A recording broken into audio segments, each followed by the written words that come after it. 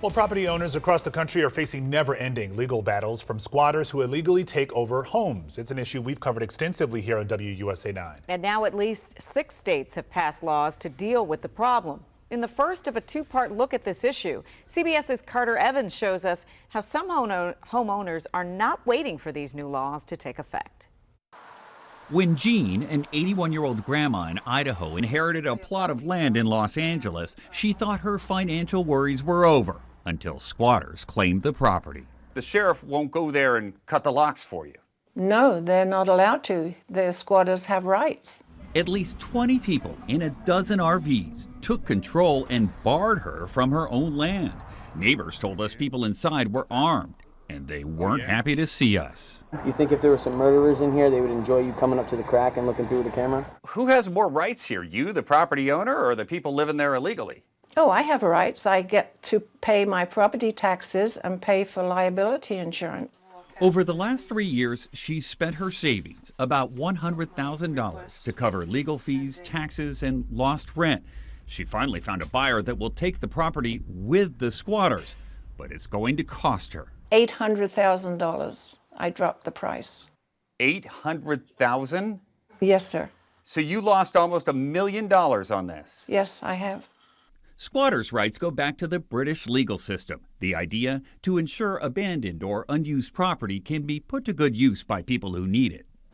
No comment. But the good intentions of centuries-old law, a couple accused of squatting and killing a woman inside her mother's apartment, have created some modern-day nightmares. These squatters have turned this $4.5 million Beverly Hills mansion into a party hub. This is the front line, if you will, in the battle to keep squatters out of an abandoned property. This property's been vacant for 4 years. It's an eyesore in the community here.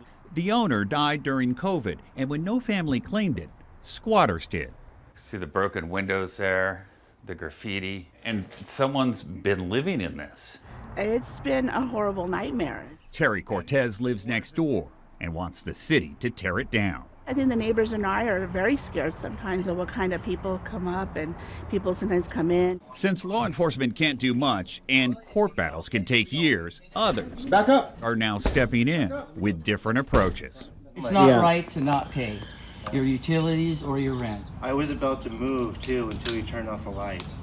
Lando Thomas and Kimry Kotchik run a company called Squatter Squad. What happened when the owner came to clean the place after the Airbnb ended? The Airbnb guest refused to leave. And that's it? Yep, that's it. And Los Angeles says he can stay. They break locks squatters install and put up cameras to monitor them 24/7.